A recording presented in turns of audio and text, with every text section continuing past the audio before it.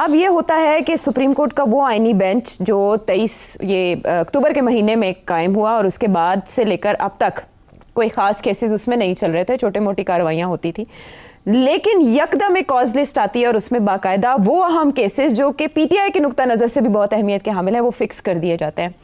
ये 8 फरवरी के इंतखाबात वाला केस हो, इसके अलावा जो 9 मई तहकीकात उसकी दरख्वास्त गई हुई है, 8 फरवरी आम इंतखाबात में धांधली की तहकीकात के लिए जुडिशल कमीशन तश्कील देने की इमरान खान साहब की दरख्वास्त है। इसके अलावा फौजी अदालतों में सिविलियन ट्रायल से मुतालिक दरख्वास्तों पर भी समाअत होने जा रही है 9 दिसंबर को, और ये सारी एक टाइम लाइन है जो इन केसेस की समाअत करेगी। अब ये सारे केसेस हैं जो मौजूदा हालात वाक़यात और सियासी निज़ाम से जुड़े हुए हैं, तो इसके असरात क्या हो सकते हैं, ये जहमत देनी है आपको। कितने 8-9 हैं? हाँ जी, अच्छे खासे केसेस हैं। प्रैक्टिस एंड प्रोसीजर वाला मामला भी है, chief election commissioner, so many others.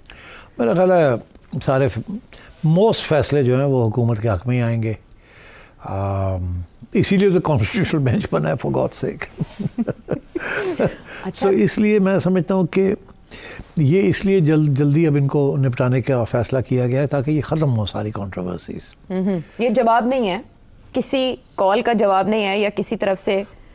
अच्छा, दिस इज़, देखिए आपने सुन लिया कोर कमांडर्स कॉन्फ्रेंस जो हुई उसमें से जो ISPR की तरफ से जो बात आई है, फिर आप सुन रहे हैं वाडा साहब क्या कह रहे हैं जी। फिर आप सुन रहे हैं लोग जो कि इनडायरेक्टली एक पॉइंट ऑफ व्यू प्रेजेंट करते हैं एक एस्टैब्लिशमेंट का।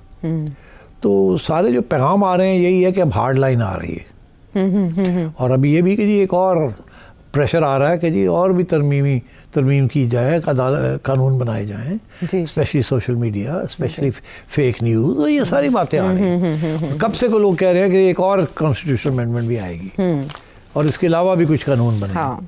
तो जो पैगाम आ रहा है वो ये आ रहा है कि इनफ इज़ इनफ।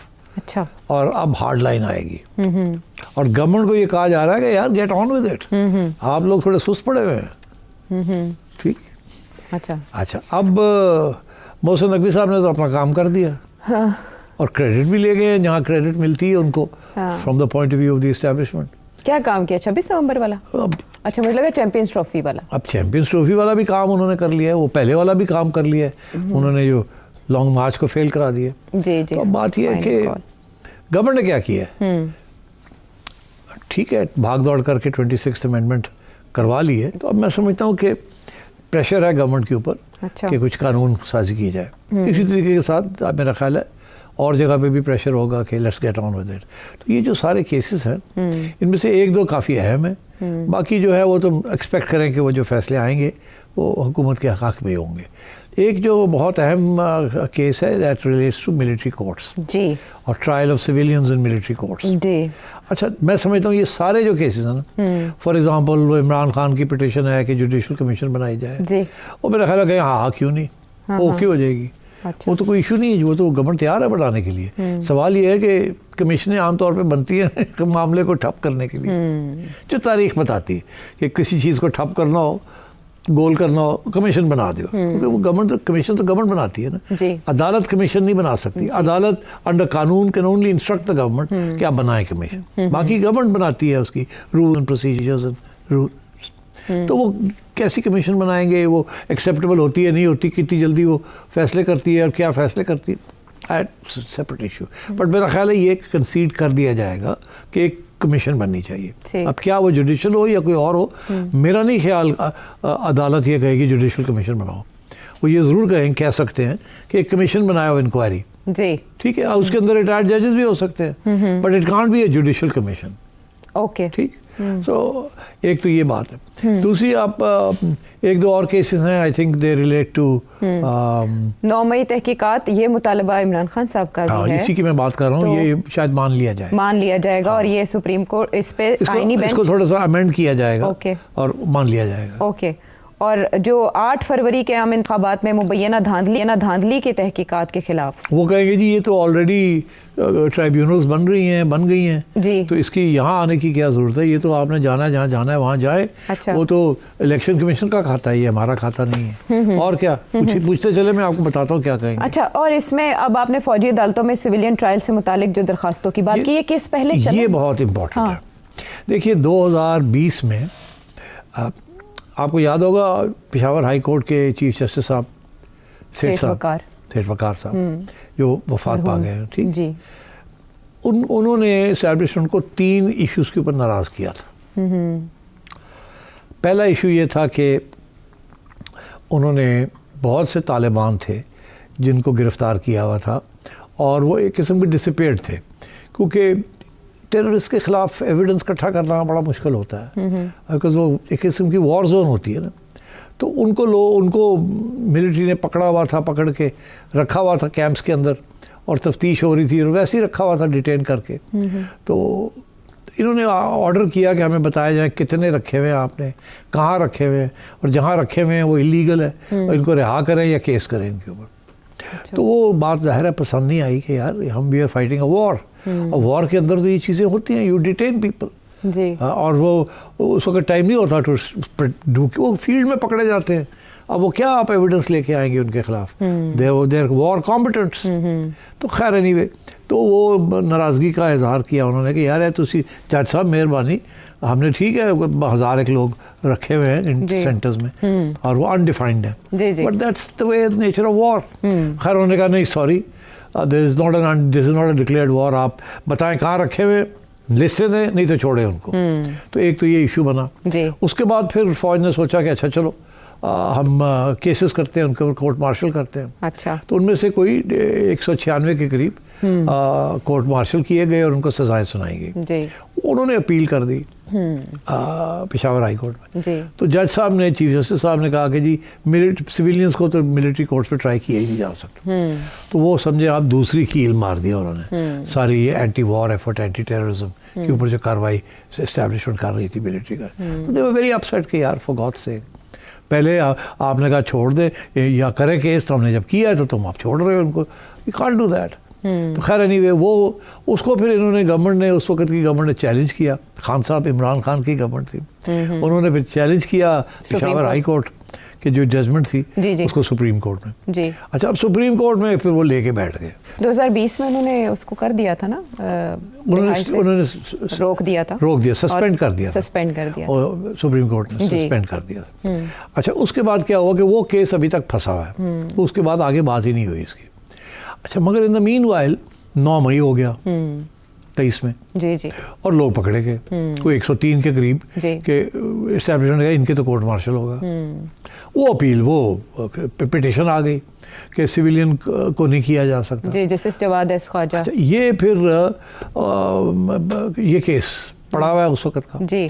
और उमर बंदयाल साहब ने जब वो चीफ जस्टिस थे, उन्होंने बेंच बना दिया जी। बेंच में मेरा ख्याल है 9 लोग थे, 9 लोग में से फिर एक फारग हो गया, 2 पहले गए, फिर एक गया, फिर एक गया, और बंदयाल साहब ने इसका फैसला नहीं किया और इसको चलाते रहे और कोशिश की कि जब तक वो हैं तो फैसला ना आए। मेरा ख्याल है डरते थे कि अगर फैसला फौज के खिलाफ किया तो गले पड़ जाएगा, मोहतात थे खासे। तो उन्होंने सोचा कि मैं ज़रा टाइम पास करूं, और टाइम पास करके वो घर चले गए सितंबर में 2023 में जी। और एजाज एहसन साहब आ गए जी। ये इस बेंच जो था, बेंच को हेड कर रहे थे उधर काजी साहब आ गए, चीफ जस्टिस काजी साहब ने कहा मैं नहीं हाथ पाता है वो पहले ही निकल गए थे बेंच से। हाँ, वो पहले निकल गए जी। अच्छा, तो अब एजाज एहसन साहब ने जजमेंट दे दी जी, 4-1 से आई थी, 4-1 से जजमेंट दे दी कि जी मिलिट्री कोर्ट्स आया अनकॉन्स्टिट्यूशनल फॉर सिविलियंस। अब पसूड़ी पे आ गई है कि ठीक है जी। तो उसके बाद चैलेंज कर लिया, केयरटेकर गवर्नमेंट थी काकड़ साहब की, वो आप समझे एस्टैब्लिशमेंट की अपनी गवर्नमेंट थी, उन्होंने फौरन इसको चैलेंज कर लिया सुप्रीम कोर्ट में जी। ठीक है, वो जो उसको बैठे हुए थे कौन, काजी साहब जी। काजी साहब ने कहा ओ हाँ। और मैं फंसन लगा, ज़ाहिर है वो पहले ही इसके खिलाफ फैसला दे चुके थे। Exactly. अब जी इसको मसला हल तो करना ना, तो अब सिचुएशन ये है कि फैसला ये हुआ है, कॉन्स्टिट्यूशनल कोर्ट बन गया, इन्होंने निपटाओ। और निपटाने का जरिए, ये निपटाना जो मतलब यही है कि obviously the establishment wants judgement in its favour, इसीलिए तो चैलेंज हो रहा है, सारा कुछ हो रहा है। तो अब ये बेंच की जो भी बेंच बना हुआ है अब, उसके कॉन्स्टिट्यूशनल बेंच जो है उनको फैसला करना पड़ेगा। 2 फैसले इस सिलसिले में, एक ये कि क्या अंडर द कॉन्स्टिट्यूशन क्या और under the army act can civilians be tried in a military court. ठीक।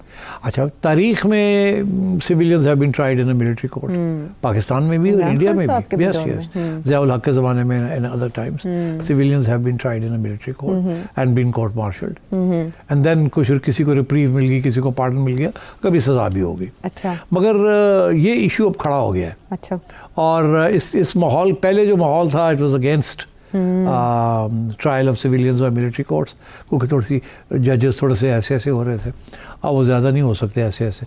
तो इसलिए अब देखना ये है कि ये बेंच जो है ये क्या फ़ैसला करता है। तो ये it's a very important case. पर मेरा अपना ख्याल है कि बहुत प्रेशर है कि ये सिविलियंस कोर्ट, मिलिट्री कोर्ट्स के अंदर ट्रायल होनी चाहिए if they violate the army act. ठीक। अब वो army act is very specific, और टेररिज्म जो है उसको भी बड़ा स्पेसिफिकली डिफाइन किया गया है। देखिए, एक होती है सेडिशन, एक होता है ट्रीजन जी, गद्दारी और बगावत। हाँ। तो दोनों में फ़र्क बनाया हुआ है, और वो कहते हैं कि बगावत जो है that can be tried in a military court. अच्छा, क्योंकि बगावत जो है it's with arms, it's with it's much more than a thinking process. Okay. And जो sedition है that can be by words, deeds, not deeds but by words, by political ideology and so on. Okay. तो अब देखना ये है कि यहाँ किस किस्म का फैसला आता है। मेरी अपना ख्याल है कि they will say कि civilians can be tried in a military court अगर वो A, B, C, D किस्म की क्राइम कमिट करें। अच्छा। और अगर D, E, F किस्म की क्राइम हो तो वो शायद they can not be tried. मगर डिटर्मिन करना पड़ेगा कि ए बी सी डी है या डी ई एफ है। तो वो फिर I think the court might say कि वी विल डिसाइड कि ये केस जो है इसकी सज़ा क्या होनी चाहिए, या ये सिविलियंस को होना चाहिए या नहीं। अच्छा, और I think this is going to be a very tricky issue, and pressure बहुत होगा कि to say that yes civilians can be tried in a military court. मगर I think जो saving clause निकलेगी ना इसमें से, वो ये निकलेगी कि ठीक है आप ट्राई कर लें,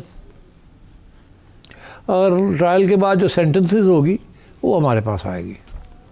अच्छा, अपील हमारे पास आएगी, आप कर लें। पहली अपील भी मिलिट्री के अंदर होगी, फिर उसके बाद जो अपील है वो हमारे पास आएगी फाइनल। हाँ, बिकॉज पहले ये होता था कि कोर्ट मार्शल की अपील वही कोर्ट मार्शल की जो बेंच होता है उसके ऊपर एक और करके वहीं कर देते थे ख़त्म। समरी ट्रायल्स होती है ना कोर्ट मार्शल। जी, समरी ट्रायल। हाँ, तो ये अदालतों में तो समरी ट्रायल नहीं होती, ड्यू प्रोसेस होता है। तो अब मेरा ख्याल है दिल फाइंड अ वे जिसमें ट्रायल्स भी होंगी, और उसकी जो फाइनल जजमेंट कॉल है वो फिर अदालतें अपने पास रखेंगी। अच्छा, ये हो सकता है कि वो कहे सुप्रीम कोर्ट में हो सकता है, हाई कोर्ट में नहीं हो सकती, इस किस्म की बात हो सकती है। एंड और उसमें वो डिफाइन भी शायद कर दें। सो दैट्स अभी, but I don't know how they will deal with it. But ये मैं आपको कह दूं, there is enormous pressure, and part of the pressure now, उस वक्त तो टेररिज्म का प्रेशर था, अब जो प्रेशर है is to send a message to PTI. इसीलिए वो लोग अभी तक लेके बैठे हुए हो, जो न्यायी साहब का बेटा है एंड अदर्स। जी जी। और अभी भी धमकियां आ रही हैं कि अगर आपने ये किया वो किया तो हम ये करेंगे वो करेंगे।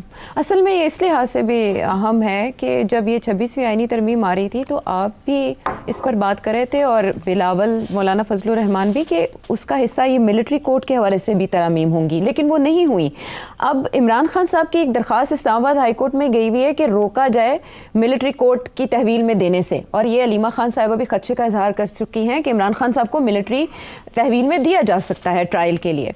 तो ये उस पर्सपेक्टिव से भी एक अहम फैसला होगा कि इमरान खान साहब के मुस्तकबिल का भी फैसला करेगा। और बिल्कुल करेगा। तो उसकी वजह यह है ना कि अभी खबरें जो आ रही हैं ना कि फैज़ हमीद साहब, जनरल फैज़ हमीद साहब की कन्विक्शन या ट्रायल जो है वो ख़त्म हो गई है, अब कन्विक्शन आने वाली है, अनाउंसमेंट होने वाली है। जी। अब वो खुफिया हुआ है। पहले ये हमें कहा गया था, जो सोर्सेज थी वो ये कह रही थी कि इमरान खान को और फैज़ हमीद को इकट्ठा ट्राई करना है, बिकॉज वो कंस्पिरेसी थी ना। जी। अब वो हो सकता है कि उन्होंने फैसला किया हो कि पहले फैज़ हमीद साहब को कर दिया जाए कुछ, अच्छा, ताकि एक मैसेज बड़ी स्ट्रॉन्ग चली जाए, और उसके बाद फिर खान के ऊपर तलवार रखी रखे कि तुम बिहेव योरसेल्फ, नहीं तो तुम्हें भी यहाँ ले आएंगे एंड वील सेंटेंस यू। अच्छा, तो आई थिंक इस किस्म की कुछ चीज़ें चल रही हैं behind the scenes, but let's wait and see. दो चीज़ों को इंतज़ार करें। I don't want to make any predictions this is a very dangerous matter. इसमें अदालतें are involved and one should never make a prediction what the जजेस are going to say, और you need even what a court martial is going to do. So, but I think you will see a judgment on the Faiz case. Okay. And I think you will see कि the sword of Damocles वो खान साहब के sir के ऊपर टंग लटकी रहेगी. खतरे